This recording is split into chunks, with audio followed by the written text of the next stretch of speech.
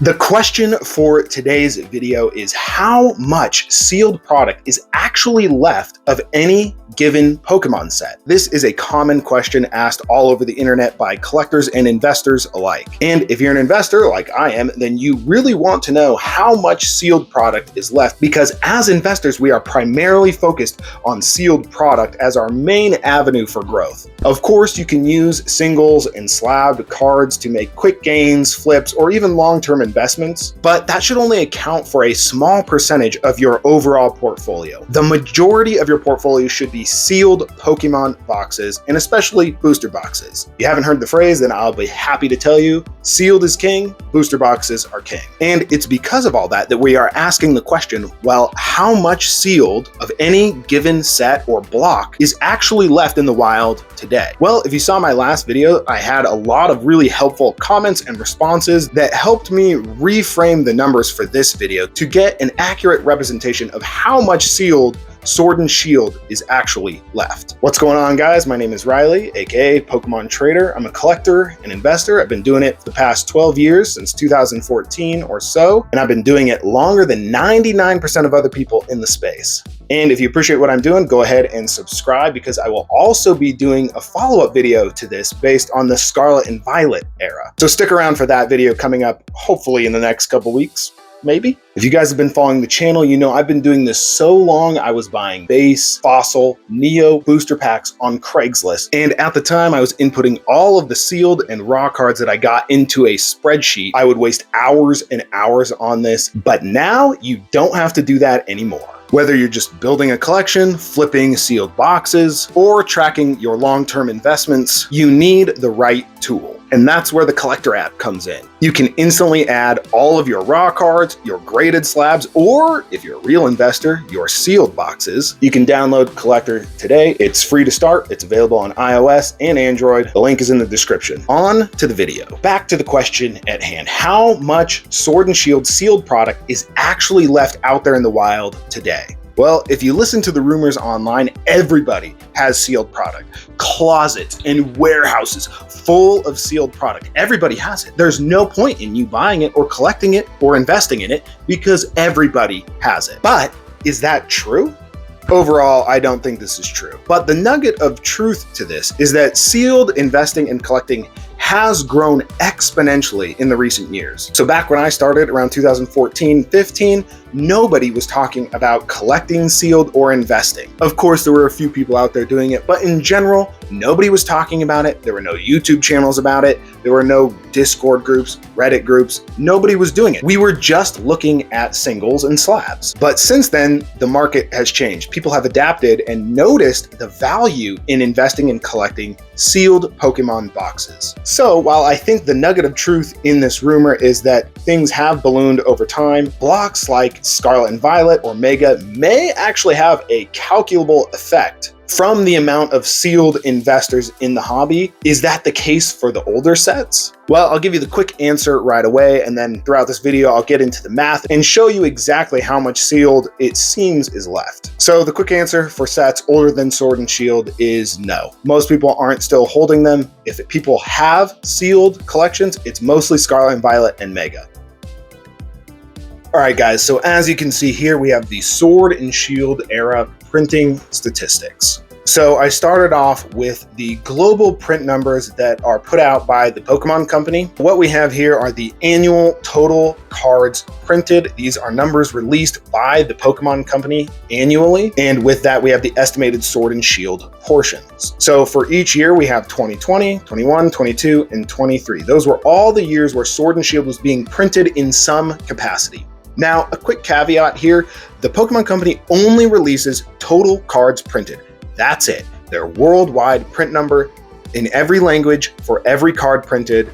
There's no other data other than just that total number. So we're gonna have to be doing some monkey math and our best estimation to figure out how much sealed is left. So as you can see here, each year we have 2020, there were 3.3 billion total cards printed worldwide. That's English, German, Japanese, Chinese, every language printed. And again, the Pokemon Company doesn't release how much of that is English versus not, but I am in America, so we're going to be focusing mostly on English. So the best estimate I could come to on how many of those cards were actually English is anywhere from half to 0.7 of the total cards printed were likely to be English. And of those, approximately half to 0.7 were Sword and Shield, because keep in mind, in these earlier years, they were still printing Sun and Moon, and in the later years, they started printing Scarlet and Violet. And this is where my history in the hobby can lend itself to some of this knowledge, is I was around in these years, I saw the sets that were still being reprinted and restocked. In those early years, you could still find Sun and Moon on Walmart shelves, and in 2023, you could still find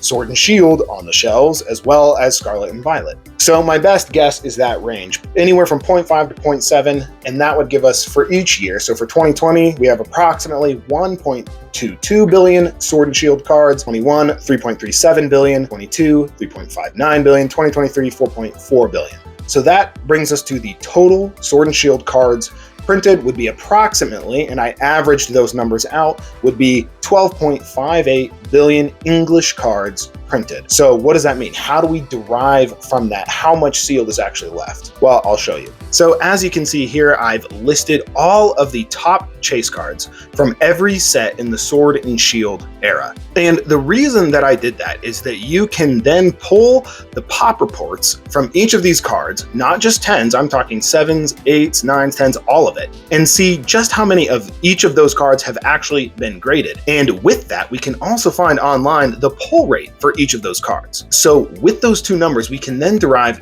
just how many packs were opened to get those numbers. So let's just run through it really quickly. You can pause this screen and look at all the numbers if you want to. I'll try to run through it really quick here. So as you can see in the earlier sets, much fewer cards were graded than in the later sets. People just weren't as interested in those early rainbow cards or trainer full art cards as they were in something like the Umbreon VMAX, the Moonbreon. So we have the Snorlax VMAX Rainbow, one of the top chase cards from the Sword and Shield base set, which came out in February of 2020. And the total pop report, that's graded across the top 4 grading companies at the time, which are PSA, BGS, SGC, and CGC. Now, of course, there are other grading companies out there like Tag, but honestly, it's pretty minimal how much grading they're doing even today. And back then in 2020, 21, they were doing almost none.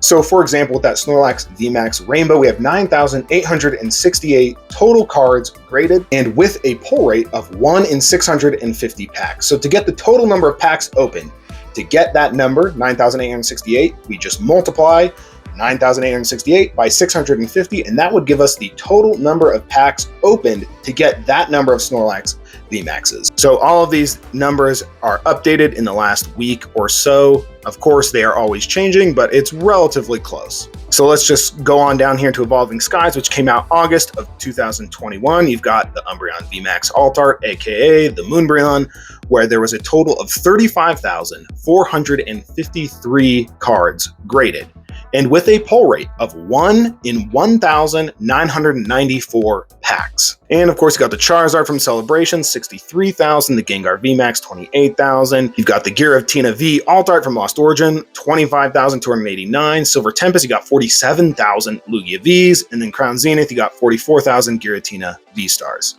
So what can we do with those numbers? Well, let's check it out. As you can see here, we have the estimated packs opened and broader calculations. So the number of packs opened to achieve the above print numbers was approximately 308 million packs, which is equivalent to approximately 3.69 billion cards opened to get the total number from all of those pop reports. Now, again, this is where we have to do a bit of estimation. How many cards are actually being graded? To be honest with you, nobody knows. And in fact, it's probably different for each card and for each set. So for something like the Moonbreon, as you can see here, I would imagine 50% plus are graded. But for something like the Snorlax VMAX Rainbow, maybe something much lower, like 5 to 15% were graded. So what I did was just average this as best as I could for each set, coming to the number of approximately 30% of pulled chase cards get graded. So if the total packs triple to account for the full population, that's approximately 11.07 billion cards open. Now, we also have a bunch of other products that Pokemon prints annually that are not just booster packs. So as you can see here, I mentioned energy cards. So if you don't know, I believe there are 40 energies printed in every single ETB. There are energy bricks that the Pokemon Company puts out that come in stacks of 100 or 200 energies. So I felt that a conservative estimate for just energy cards would be 500 million cards. And on top of that, you also have ancillary predetermined products. So that would be ancillary boxes that don't have booster packs in them or come with cards in addition to the booster packs. So that could be something like the Build and Battle Stadium or the League Battle Decks. These products come with a list of cards on the back. There's no chance you're going to pull a Moonbreon or any kind of chase card. You just get what's listed on the back, but those are still cards printed by the Pokemon Company. So another conservative estimate for that would be 500 million cards. And the numbers that I'm basing this on are admittedly loose, but based on numbers that I hear from other popular YouTubers, people who have access to distribution, ideas of how much product for each booster box gets printed. And like I said, it's just the best guess that I could come with. All of those numbers combined, the total